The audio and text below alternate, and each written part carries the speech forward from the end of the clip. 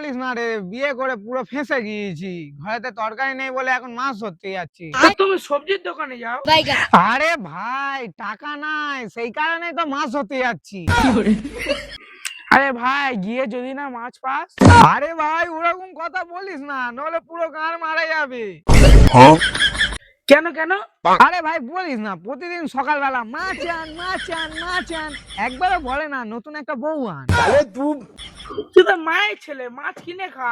এই দেখ ফকির সোগা, যা তা কথা বলবি না। আমার কাছে টাকা নেই বলে তো মাছ ধরতে যাচ্ছি। আমার বউ আবার যা তা মাছ খাবে না, ওই মাছ খাবে, শোল মাছ খাবে।